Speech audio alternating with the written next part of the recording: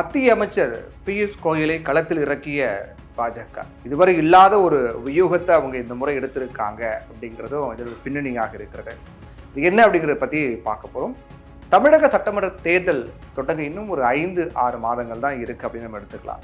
தேர்தல் கிட்டத்தட்ட நெருங்கி இருக்கு. 2026 தமிழக சட்டமன்ற தேர்தல் நெருங்கி இருக்கிறது. இப்போ பாஜக தமிழகத்திற்கான தேர்தல் பொறுப்பாளர்களை நியமனம் பண்ணியிருக்காங்க. 3 பேர் கொண்ட ஒரு டீம் ஃபார்ம் பண்ணி அறிவிச்சிருக்காங்க. அவங்க தான் தமிழ்நாட்டில் பாஜகவை பொறுத்த வரைக்கும் எந்த கூட்டணி வச்சிருக்கக்கூடிய கட்சிகளோட தொகுதி பங்கீடு பேசுறது, எந்தெந்த கட்சிகள் கூட்டணிக்கு சேர்க்கலாம், அதுக்கான வியூகங்கள் வகுக்கிறது, இப்படி ஒரு நல்ல டீம் ஒன்று ஃபார்ம் பண்ணுறதுக்கு அந்த டீம் ஒர்க் பண்ணுவாங்க.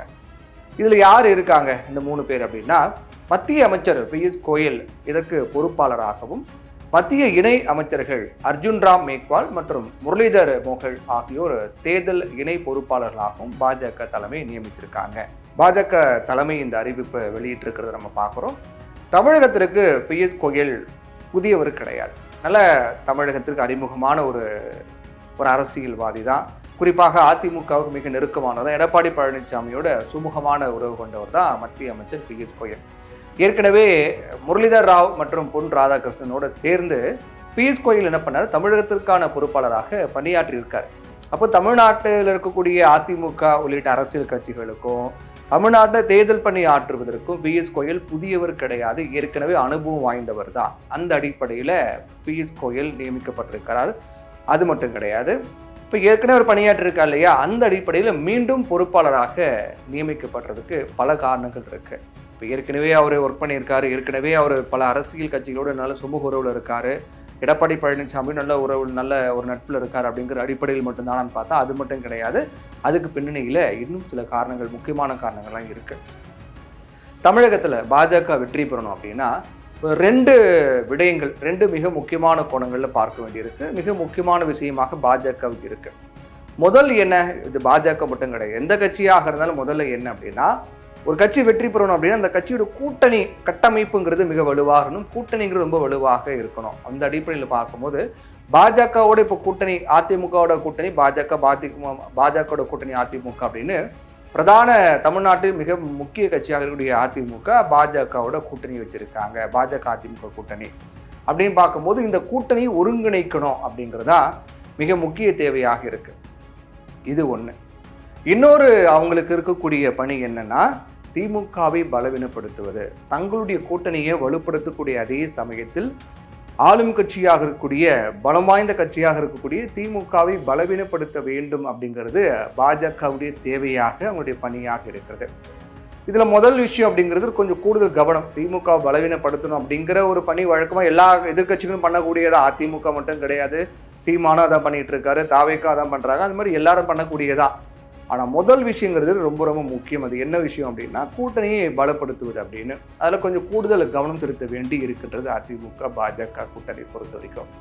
இப்போ சமீபத்தில் நடந்த அதிமுகவுடைய பொதுக்குழு கூட்டத்தில் கூட்டணி குறித்து முடிவெடுக்கக்கூடிய அதிகாரம் தலைமைக்கு இருக்கின்றது, எடப்பாடி பழனிசாமிக்கு இருக்கு அப்படின்னு தீர்மானம் நிறைவேற்றப்பட்டிருக்கு.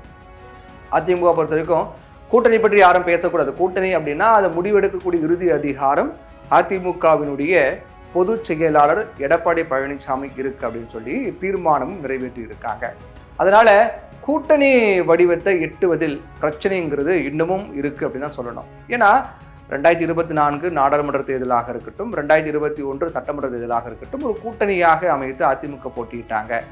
ஆனா இந்த முறை அதிமுகவோடு கூட்டணி அமைக்க கட்சிகள் தயக்கம் காட்டுகின்றதா அப்படிங்கிற கேள்வி வருது. ஏன்னா பாமக இன்னைக்கு இன்னமும் கூட்டணி அறிவிக்கல. அதே சமயத்தில் 2ஆக பிளவுபட்டிருக்கு. அன்புமணி தலைமையில் ஒரு அணியாகும், ராமதாஸ் தலைமையில் ஒரு அணியாகவும் பிளவுபட்டிருக்கு. ஏறக்குறைய நம்முடைய கணிப்பு சரியா இருந்தா அப்படின்னா அன்புமணி தலைமையிலான பாமக நிச்சயமாக பாஜக அதிமுகவோட தான் கூட்டணி வைப்பாங்க. அதுக்கான வாய்ப்பு இருக்கிறது. தாவேக்காவோடும் பேச்சுவார்த்தை போயிட்டு இருக்கு அப்படின்னு சொல்லப்படுது. இருந்தாலும் அதிகபட்ச வாய்ப்பு பாஜக அதிமுக தான் இருக்கு.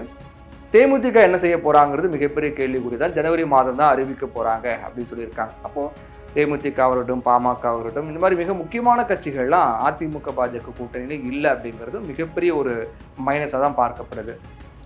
அதே சமயத்தில் அதிமுக கூட்டணியை விட்டு பன்னீர்செல்வம் விலகிட்டாரு. டிடி தினகரனும் தனியாக பிரிஞ்சுட்டாரு. அதில் டிடி தினகரன் பொறுத்த வரைக்கும் மிக முக்கியமான விஷயம் சொல்லியிருக்காரு. அவர் ஓபிஎஸ் ஆவது எப்படியாவது அந்த என்டிஏக்குள்ளே கொண்டு வந்து, அதிமுகக்குள்ளே இல்லைனாலும் என்டிஏக்குள்ளே கொண்டு வந்துருவாங்க. ஆனால் டிடிவி தினகரன் பொறுத்தவரைக்கும் அவர் சொல்லக்கூடிய விடயம் என்னன்னா, எடப்பாடி பழனிசாமி முதலமைச்சர் வேட்பாளராக இருந்தால் நாங்கள் நிச்சயம் கூட்டணிக்கு வர மாட்டோம், அவரை நாங்கள் முதலமைச்சர் வேட்பாளராக ஏற்றுக்கொள்ள மாட்டோம், அவர் எதிர்த்து தான் நாங்கள் அரசியல் களம் காண்றோம், அவர் எப்படி நாங்கள் முதலமைச்சர் வேட்பாளராக ஏற்றுக்கொள்வோம் அப்படிங்கிறது அமமுகவுடைய அவங்க பாயிண்ட் ஆஃப் வியூவாக இருக்குது, அவங்களுடைய கருத்தாக இருக்குது. அது மட்டும் இல்லாமல் சமீபத்தில் நடந்த திருப்பரங்குன்றம் தளத்தெழுப்பு அப்படிங்கிறதும் அவர் தெரிவித்திருக்கக்கூடிய கருத்துகள் பாஜகவுக்கு எதிரானவையாக இருக்கின்றது. இப்படி மிக முக்கியமான அரசியல் சூழல் நடந்துகிட்டு இருக்க நிலையில இந்த முறை இதுவரை இல்லாத அளவுக்கு இந்த முறை பாஜக கொஞ்சம் கேர்ஃபுல்லாக ஹேண்டில் பண்ண வேண்டிய ஒரு பொறுப்பு தேவைங்கிறது அவங்களுக்கு ஏற்பட்டு இருக்கிறது. அதனால தான் மிக உன்னிப்பாக ஆராய்ந்து யாரை நியமிக்கலாம் அப்படின்னு பார்க்கும்போது பியூஷ் கோயல் தலைமையிலான அந்த குழுவை அமைச்சிருக்கிறது பாஜக. இப்போ சொன்ன எல்லாருமே ஓபிஎஸ் இருக்கட்டும், டிடி தினகரனாக இருக்கட்டும், இவங்க எல்லாரையும் மீண்டும் ஒன்று சேர்க்காவிட்டால் நிச்சயமாக பலத்த அடி வாங்கும் அப்படிங்கிறது பாஜக தலைமையை நிச்சயமாக உணர்ந்திருப்பாங்க, மாற்றுக்கிறது கிடையாது.